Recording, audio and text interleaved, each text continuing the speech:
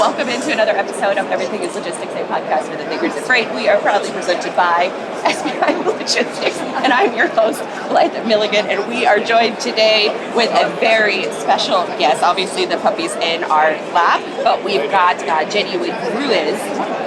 Just butchered your last name. Say Jesus, it's the easiest last name, and I've already butchered it. You're good. I'm sorry. It's the puppies. They're a distraction. I understand. And totally. she is the host of Transfix podcast, Supply Chain Decoded, and then we also have VP of Revenue and returning guest for Everything is Logistics, Carly Gundy. And we want to talk about a crossover conversation with a company that recently pivoted from a brokerage to pure play AI software leader. And you guys had a big announcement today, or yesterday. It was yesterday, yeah. We just partnered with Genlog, so really big announcement for carrier visibility and making sure that carrier tracking is absolutely accurate throughout the country.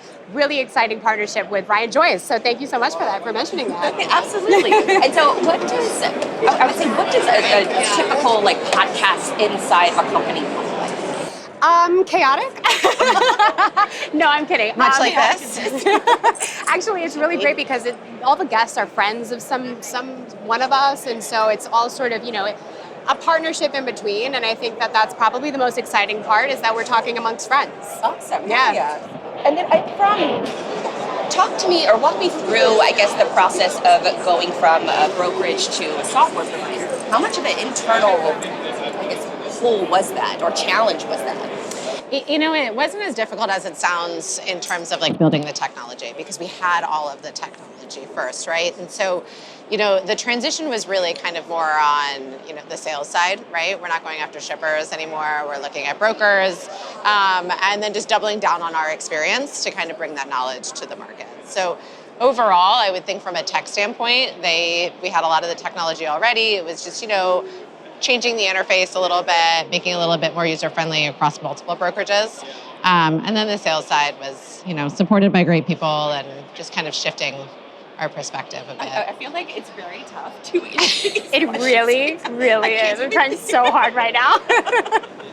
So tell me a little bit about the podcast, because you guys also rebranded the podcast from Transfix Take to Supply Chain Decoded, which I love because it helps me understand the industry more than just my silo and bubble that I make. Yeah, and really that was the point, right? We wanted to sort of move away from this being a sort of Transfix branded podcast and make it more open to the entire industry for that educational content, for basically, being able to have all leaders not feel like they are competing with us. You know what I mean? That's certainly part of it as well. Oh, interesting. I wouldn't even think of that. They would think of it from a competition standpoint. Yeah. What are some of your favorite conversations? Oh my goodness. Let me see. I'm blanking, right? Because this puppy is killing me. My favorite conversations, definitely Kendra Phillips, who's one of them from Writer. We had a conversation a long time ago, obviously you, Blythe, but you came in at Transfix Take. Yes. Yeah, so that was a while ago. We've got to have you back on for Supply Chain Decoded. Grace Sharkey, amazing guest that we've had on as well. I mean, I feel like this is an unfair question to ask. Augustine Harrigoy is wonderful. Right, exactly, yeah. We've had some really amazing guests. I'm really, really lucky. And I mean, mirroring you really, because you paved the way. I did not. So, I think you. Yeah, you did.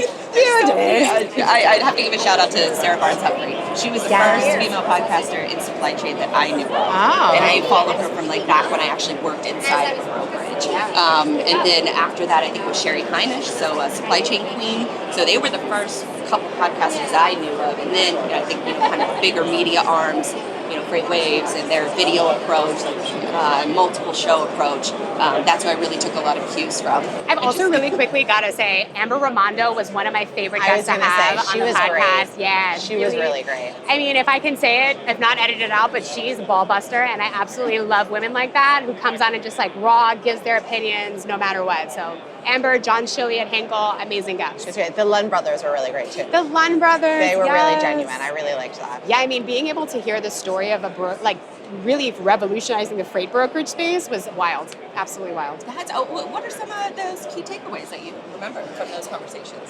So I think with Amber, she really leaned into servant leadership, but also making sure that you're as real as you can possibly be with authentic conversations with your carriers, most importantly. And I love that because usually you hear that on the shipper side, not on the carrier side. So that was awesome. Do you guys still manage carriers as well within the platform, or what does, I guess, maybe sort of the onboarding process look like for Transfix now? Yeah, I mean, for our cost models, it's really, the onboarding is understanding our brokers' data, right? So we're asking for 3 years of data so we can understand the behaviors that drive their cost. Oh, interesting. And so we want to understand, like, not only their behaviors for when they book loads, how long they wait, what their bounce rate is, if we can have an understanding of what their negotiation looks like down to a user level, but also what are the behaviors of their shippers? And then how does your own team interact with the freight of your shippers? And so you're probably going to negotiate just a large retailer, you're going to negotiate that a bit more aggressively just based on the rate that you have with them versus maybe an SMB customer who you have a little bit more money in there. So are you actually leaving money on the table? Are you not? Like, what do the behaviors look like? So our onboarding is taking that data, understanding it, digesting it, using our favorite buzzword, AI, to better understand that, creating them custom cost models, and then we go on site to do the implementation. And so we want... That's interesting. Yeah, because we want the end users to be able to understand how to use it. It's a different UI, and we want them to understand where reporting is. And, any questions, it's so much easier to answer there and in person. And then from there, we go over high-level reporting. We tell them what we found in their data. We kind of hope to find some gotcha moments. This is what we found. This is what's driving your costs. Here's the behavior. 100%. 100%. We had a couple of our first onboardings that we did, virtually.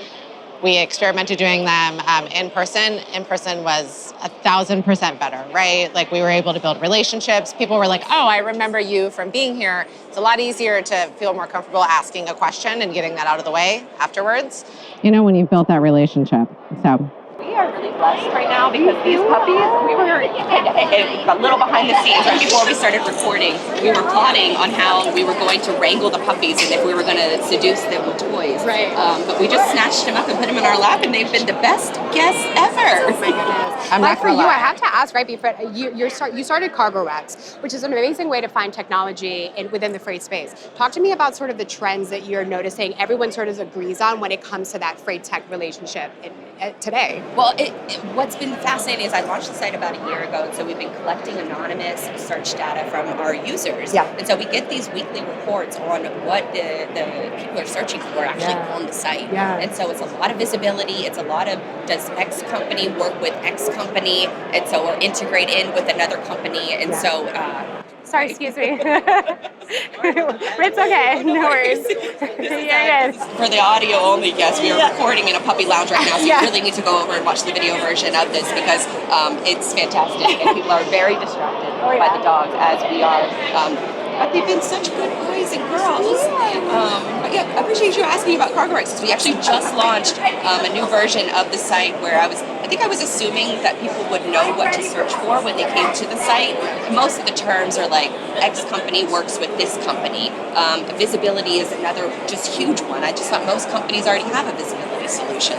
But getting that kind of a high intent, that search intent data to be able to share with the audience so that they can better optimize their listing page to reach that audience that's searching for their solutions. So just launched a whole new look to it. And so, I'm hoping to keep gathering more of that insight and that data and then, continue to build these research and these buyer guides so then that way they can, people can find the stuff that they're looking for easier. And also, podcaster to podcaster, right? You've interviewed everyone from truck drivers to CEOs. What do you feel like is the one trend that everyone can agree on this year when it comes to either technology or what you're hearing at Manifest? Probably your processes, because I have a big theory that a lot of people are blaming the lack of evaluation or, I guess, seeing the value in adopting AI because they're going in and they're seeing how bad their data is and they're seeing how bad their processes are and they're blaming AI on that when they're actually, it's your processes and your bad data. And so that's where I think a lot of the focus is turning. And so once companies start cleaning up that data and cleaning up their processes, that's when they're going to start really taking advantage of AI. And I think last question for you before we go, we're both industry ambassadors, right? So how do you feel that sort of, I guess, image or role in the industry has changed over the years, especially now that AI is like front and center and technology is completely changed? How does our role change in that? I think I think we're unique in that we're podcasters, and so we're used to doing a lot of things with less. Yeah. And I think that's what's going to open up as far as like the rest of the roles in a traditional logistics company is that they're going to be doing more with less. Yeah. But hopefully you're doing the fun stuff. AI was promised that it was going to, take away the boring tasks. That's right. And so where it made a lot of headway is that they were taking away the creative things. I mean, Right. stuff that people actually wanted to do. Yeah. And so now it's getting back to how do we get rid of these repetitive tasks that we don't like doing, the administrative work that's going to take over. Oh my goodness, and yeah. then outside of that, then they'll be able to greater adopt, these new technologies and these new tools. I think I lost my train of thought. Sorry. So distracted. Good button though, because I think that was a great note to end on.